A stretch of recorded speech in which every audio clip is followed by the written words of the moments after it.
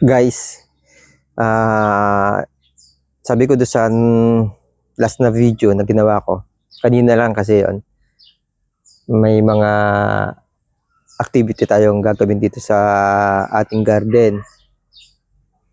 Naka-ilaw ba yung camera ko? Yung aking ano, yan oh. Yan, baka wala akong audio. Yan. Maglalagay tayo ng fertilizer. Although, try natin yung isang fertilizer pa na nabili ko. Hindi pa natin pwede gamitin yung 15, yung 14 by 14, triple 14, yung ating complete. Yung muna, ammonium na nabili ko dati. Tingnan natin.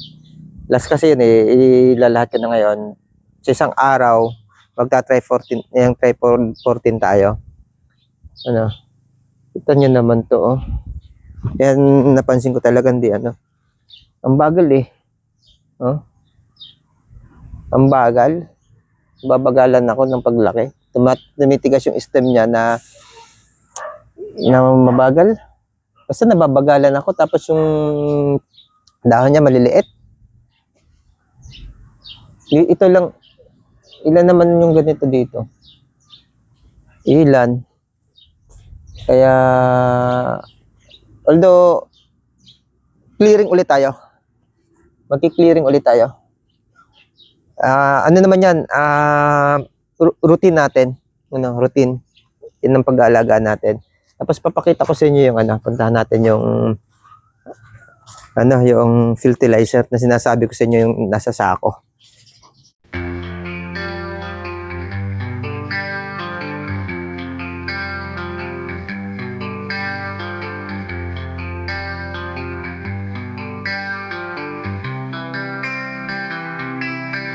Sa kabukiran, ang sarap ditong mamuhay. Sariwang hangin, magandang mga halaman. Derding paligid, gulay na sariwa. Manok at baboy na naglalaro sa lansangan. Si Mang Humberto, hanang nasa likod ng kalabaw. Ang sarap talagang ditong mabuhay. Dito ka makikita ang bayanihan. Hindi na ako bibili nung retail na nasa online. Kasi hindi ako sigurado talaga. Para doon sa mga mapapamahal lang tayo eh. Para doon sa inyo mga master. Payo ko na lang, share ko sa inyo. Medyo mahal sa tindahan ng pero sigurado yung mga nasa subdivision sa bayan na wala namang ibang lalagyan ng fertilizer. Kaya hindi pwedeng bumili ng sako-sako, limited lang. Sayang naman kasi kung masisira ay mahal-mahal. Nasa 2,000 plus ata yung isang sako nito. Na lang, pumunta na lang kayo sa handyman o kaya sa City Hardware. Hindi. Sa City Hardware meron mga ganon. Sa mga hardware, sa mga ganong shop, yung mga nasa mall, okay lang 'yun.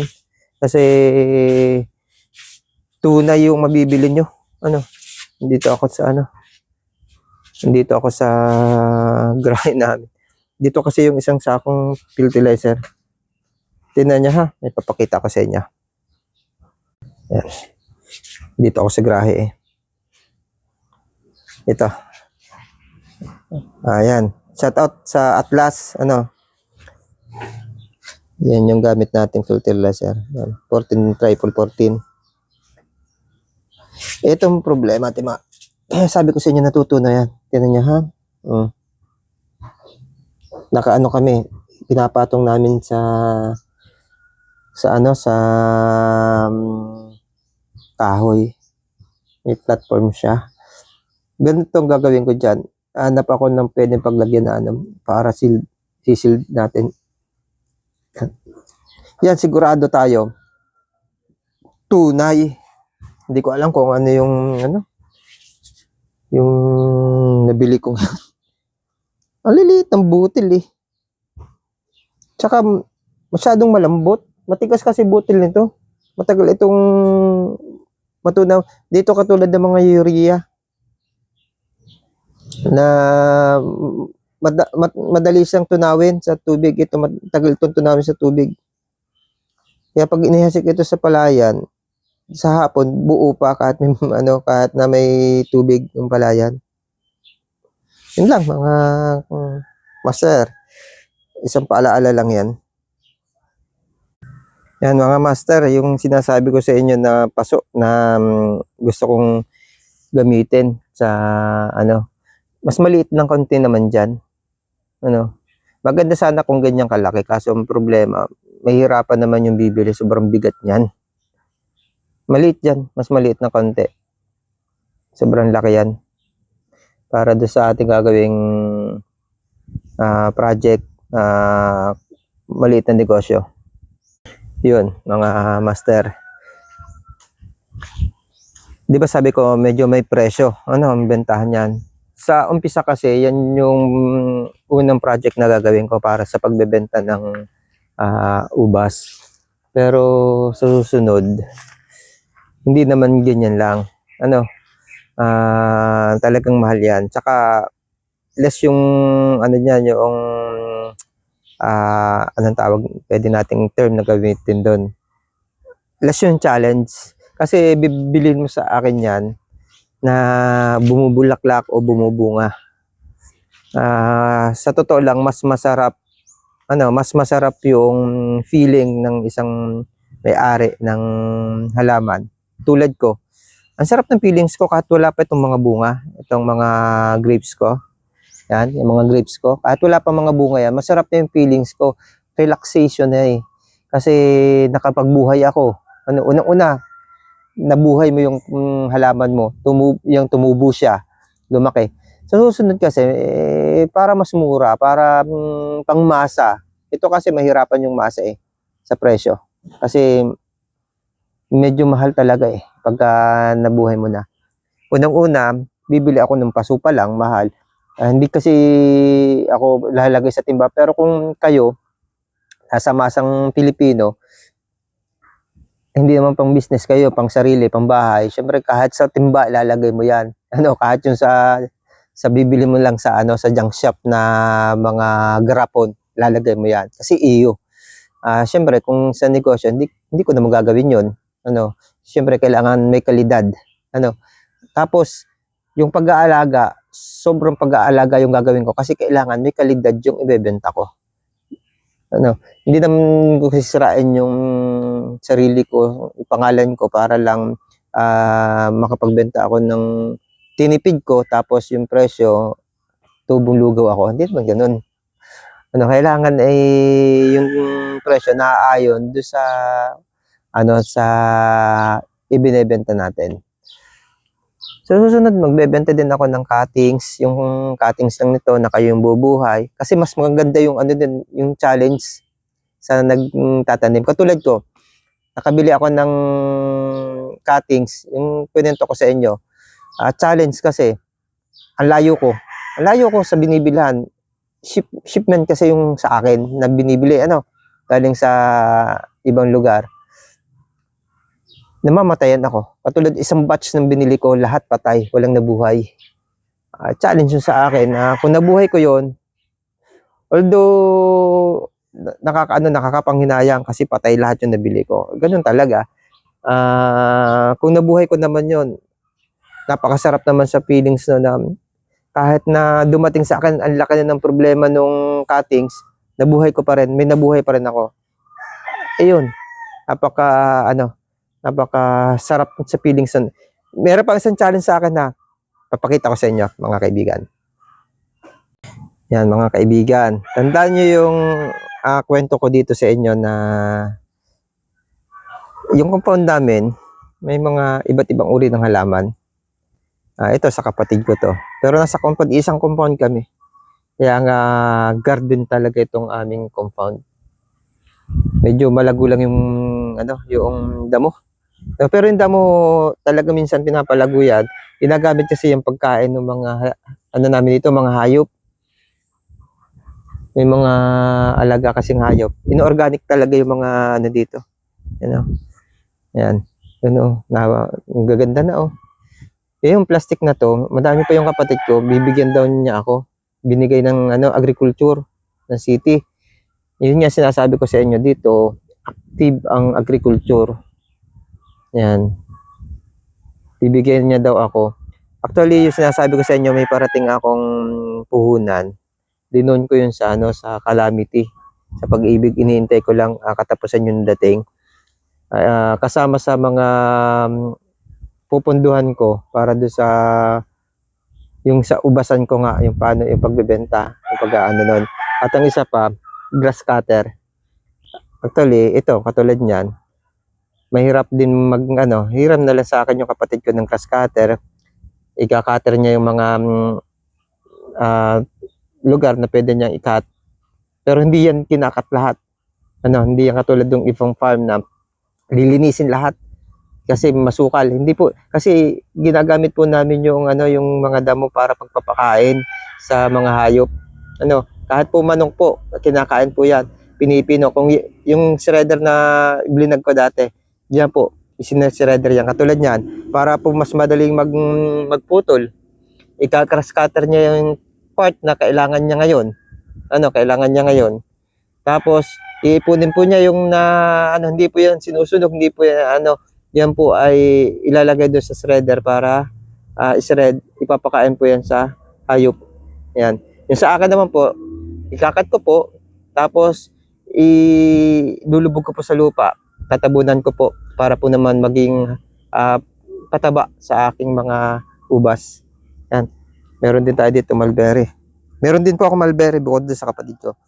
Yan. Meron din po ako doon. Ito po, kaya po tayo naandito. Yan, nalaglag na to. Kaya, isang challenge po, sabi ko sa inyo kanina, may challenge sa akin. Ito, kung natatandaan nyo ito. Yung green variety po ng ubas na hindi naalaga ng kapatid ko. Dito ako kumukuha ng cuttings. Ito, kunuhaan ko ulit ito. Ito po, tapat na to. Pinutulan ko po yan. Yan, may sulin ulit siya. Diyan ko po kinukuha yung green variety.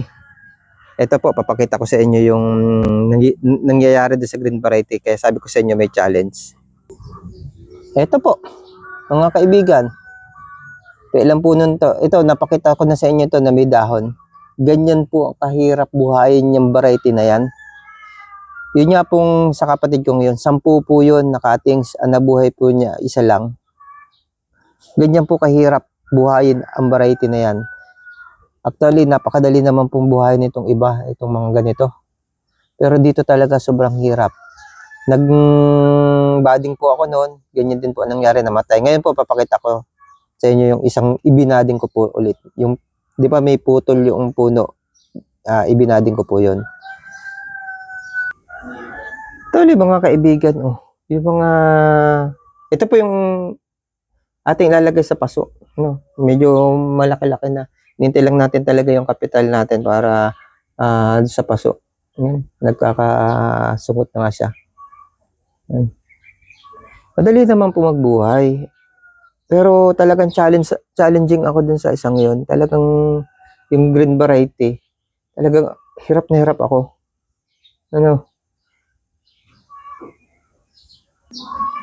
Mga kaibigan, ito yung pinutol natin doon. Sana maging okay to. Ayan. Nakabading siya dyan. 1 week na po siya. 1 week na ito. Maghihintay ako na magkaroon ng ng sibol na na dahon. Hindi ko po titigilan yan hanggang hindi ako makapagbuhay niyan.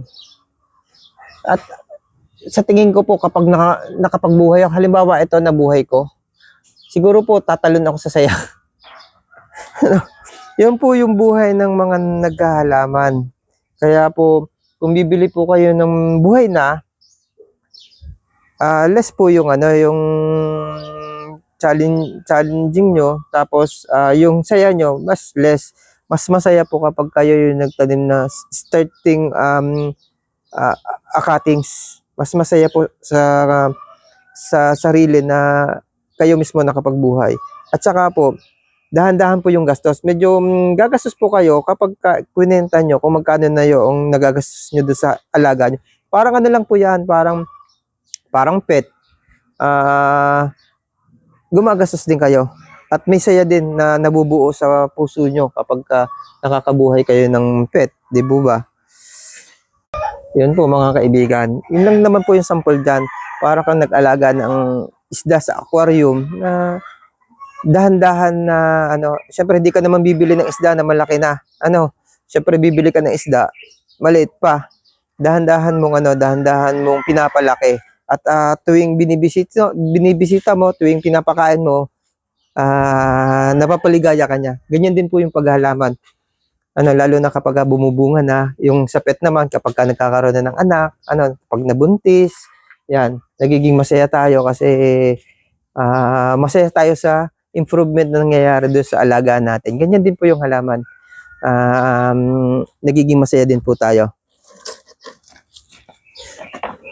Kaya pag po nakabili kayo ng cuttings, halimbawa, sa ngayon po talagang hindi pa makakapagbenta ako ng ganyan kasi kailangan bumunga muna ito bago ako makakuha ng cuttings. Tapos, syempre, mas pwedeng may choice po kasi pagdating ng sa bentahan.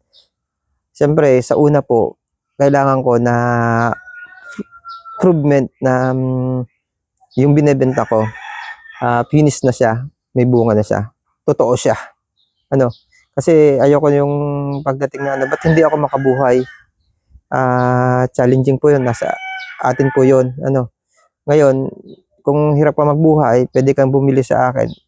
May choice pwede kang bumili sa akin ng cuttings na ikaw mismo yung magpapatubo. Pwede kang bumili ng may tubo na katulad ng pinakita ko sa inyo na ililipat na galing siya sa nursery, napatubo ko siya. Kayo na lang yung mag-aalaga hanggang sa lumakit, makapagpabunga. Kayo na rin po ang lalagay sa paso o kaya lalagay nyo sa garden. Yan. Tapos isang choice nyo po,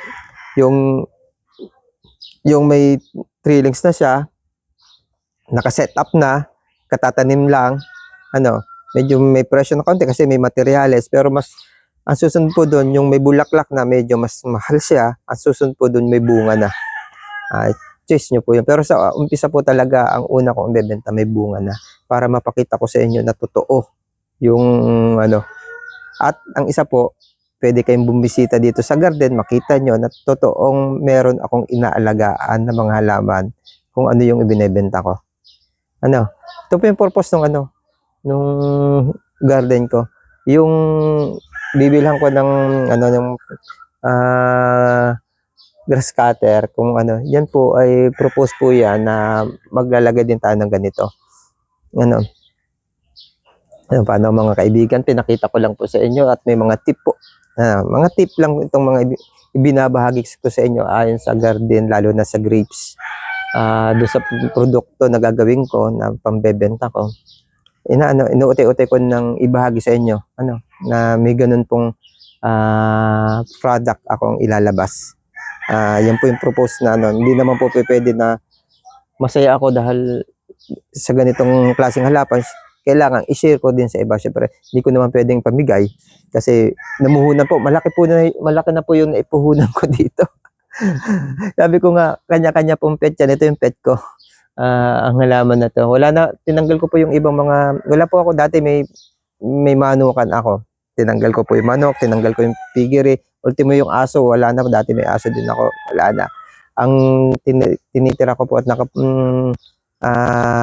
focus po talaga ako sa grapes. Meron din po akong mulberry, ilang puno, pero talaga grapes po yung pinopokus ko. Diyan po umiikot yung aking mundo ngayon. Talagang naglo-loan ako para lang dyan. Kasiyahan, at yun namang pong loan, hindi naman yun masasayang kasi nga may pupuntahan po as a business. Naghihirap na rin po ako, nagiging masaya ako. I-share ko to, tapos at the same time, magkaroon ng hanap buhay. Pero nagsimula po ito nang hindi hanap buhay yung nasa isip ko. Nagsimula po ito ng maging kasiyahan ko. Masaya ako dyan. At alam ko yung sayang nakukuha ko, napupulot ko dyan. Kapag na-share ko sa inyo, yun din yung sayang mararamdaman nyo. Ayan mga kaibigan. Dito ko inuubos yung oras ko kapag nandito sa bahay. Nabot ako ng gabi sa may mga ilaw na po ako. May ilaw po ako doon. Magkabila pong dulo ng Trilings. May ilaw po ako na, na solar. Tapos may solar din po ako dito sa ng bahay. Yun. Tapos meron po ako spotlight dyan. Kahit po gabi, gumagawa ako. Actually, nung panahon na ang pinag-aabalahan ko nung kasaksaan ng sakit ko noon, may sakit po ako dati na chronic nga. Aging pigiri po. Kahit po gabi, nagwe-welding ako nung bahay ng mga inahin. Kasi nagkaroon ako ng 11 heads swine, 3 boar. Actually, yun po yung pinakamalalaking mga puhunan na ginawa ko sa buhay ko. Kasi,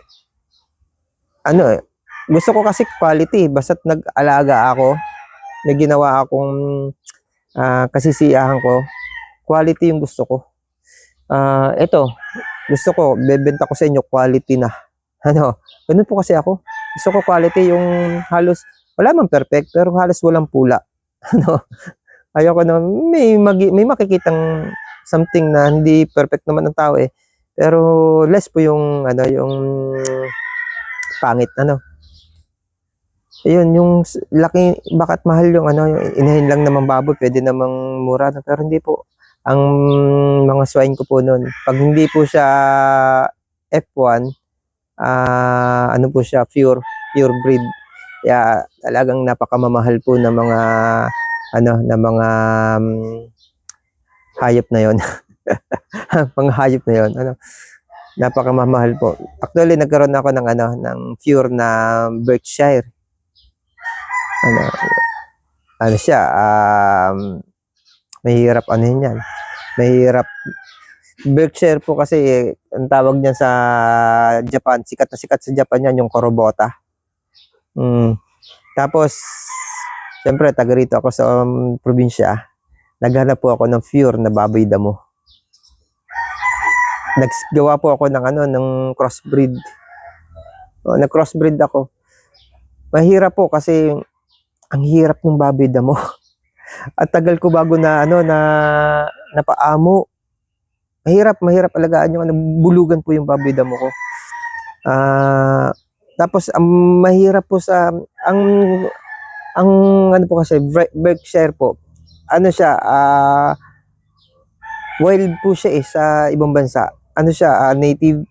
Yan po yung breed na yan. Native po siya. Wild po siya sa ibang bansa. May nakuhanan ako dito sa Pilipinas. Medyo talagang GP po siya, GP. Napakamahal po. Napakamahal talaga. Usap ko na para maging mababa yung presyo, pero talaga napakamahal pa rin. Shout out sa kumpare ko kay paring Sam Sesi. Yung dati din siyang breeder.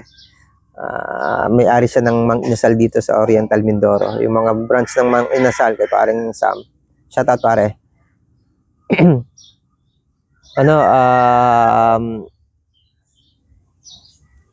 Maliit lang yung baboy damo, di ba?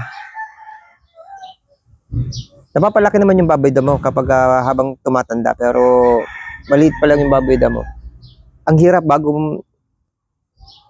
hindi siya pwede doon sa dami ko para, at saka hindi siya pwedeng turuan nung natatakot akong turuan para, di ba nag-AAI ako, pero natatakot akong turuan kasi matapang nga yung baboy damo. Matapang. Hindi ko siya pwedeng kolektahan ng similya. Naging negosyo ko na rin kasi yung magkolekta ng similya, magbenta ng similya, magparami ng similya. Nag-AAI ako. Actually, hindi siya ako basta may gustong gawin, dinadaan ko sa training, nagtitraining ako. Gusto kong quality kasi, quality talaga. Hindi yung tinutulad ko lang sa napanood ko sa YouTube, napanood ko sa mga farm, natutularin ko as gawin kong business, hindi po. Basta nagustuhan ko itong ginagawa ko, nag-research ako, nagti-training din po ako. Nag-training po ako sa ATI, hindi po to basta para quality talaga. Nag-training po ako. Nagawa din ako ng laboratory para dyan. Hindi ko po siya ma-train yung baboy damo kasi matapang. Hindi ko po pwedeng kapitan yung ari niya. Kakagatin ako. Kaya ang ginawa ko, yung aking inahin, pasampa. Ay, ang laki nung yung mga native ng ibang bansa na baboy, malalaki yan kumpara doon sa mga natin, sa mga baboy damo natin, maliit yung baboy damo natin. Challenging. Paano ko papasampahin doon sa malaking baboy? Parang isipin nyo yung aso. Yung malaking aso, papasampahin nyo yung maliit na aso. Paano aabot? Gumawa ako ng indamyo. Lagay ko sa likod ng baboy, sa huling paa ng inahin kong baboy, nagpatong-patong ako ng indamyo doon. Sako-sakong mga kusot ng palay hanggang sa kaya nang umabot ng aking bulugan. Actually, may picture ako dati nun, hindi ko na lang alam kung saan nakasave. May picture ako nun kasi nga ang saya-saya ko. Kasi sabi ko, makakapag-cross na ako nung bulugan kong baboy damo sa cross sa Berkshire ko. Ganun po ganun po kapag may pet kayo, ganun po kasaya. Problema nyo, lalo na nung nabuntis na, lalo nung nanganak. Sobrang saya ko. Yun po. Talaga hindi ko naman pwedeng akin lang yung produkto. Binenta ko siya talagang, ang mahal po ng benta ko.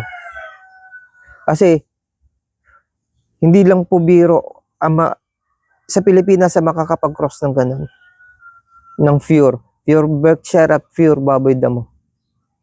May mga nabentahan ako dito. Hindi ko lang alam kung ano nangyari na. Kasi nga nagkaroon ng problema sa baboy. Sa pag-alaga ng baboy, yung ating swine fever, yung pandemya ng baboy. Kaya naubos yung mga baboy ko. Hanggang ngayon hindi ako nag-alaga. Na low moral ako doon.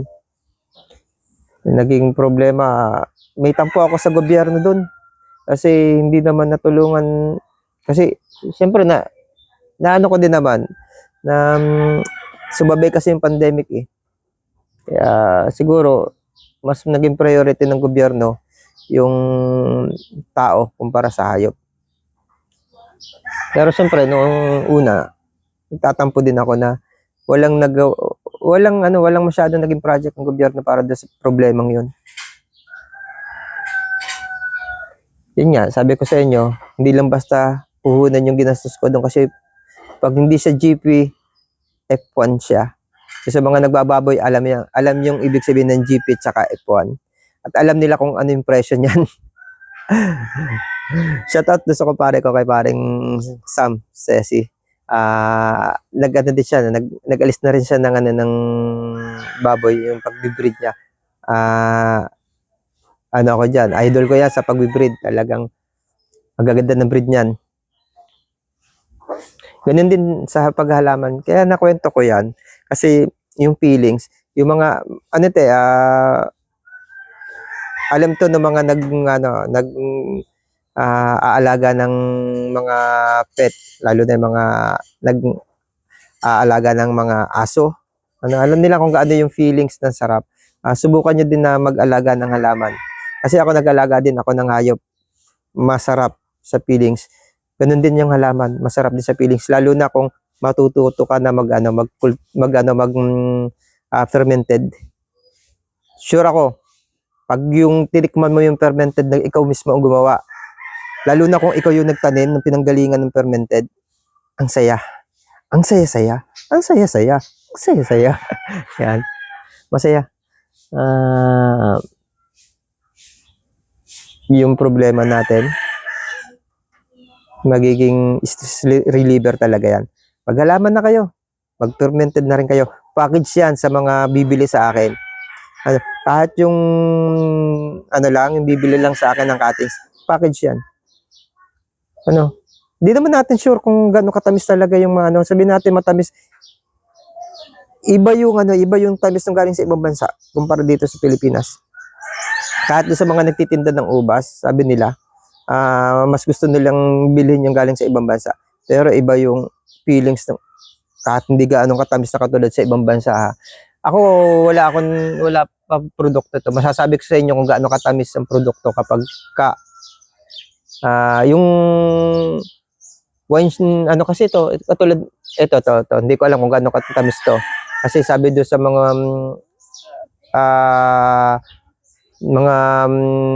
nabibilang ko ito matamis daw pala kasi hindi pa ako nakapagpabungan nito. Ito ay yung Red Cardinal. Yung Catawba talagang ano siya ang quality ng Catawba wine fermented talaga siya. Maasim siya na may something taste na masarap para sa akin ha. Para sa akin may masarap ako nalalasahan sa Catawba. Pang ferment talaga siya. Ang una kong product na maibebenta, Catawba. Pero someday makakapag-produce ako ng iba't ibang uri ng variety dito sa Mindoro. Inuutay-utay ko lang. Challenging kasi yung pagbili ng cutting sa ibang lugar. Kasi talaga, tulad nun isang batch yung nabili ko na walang nabuhay. Yan, mga kaibigan. Sinare ko lang yung mga karanasan ko dito sa farm. Sinare ko lang katulad nung fertilizer. Sinare ko na doon sa isang vlog ko na i-share yun sa nakaraang vlog. Sinare ko kung bakit ako mag-fertilizer ng mamahali na sako-sako na pwedeng matunaw. Share lang. Kung yung mga karanasan, yung mga naging training. Hindi ako bagito sa halaman. Bagito po ako sa ubas, pero hindi po ako bagito sa mga produkto na ginagamit natin sa ating halaman. Share is the best para sa ating lahat. Kaya ito, nagsishare ako. Bye-bye. Ingat tayo. Pakishare yun. Pakishare po nitong aking video para sa iba. Paki-like po, paki-subscribe ng aking channel. Dalawa yung channel ko mga kaibigan. Yung isang channel para lang po yan sa fermented at itong isang channel na to para po sa gardening. Bye-bye!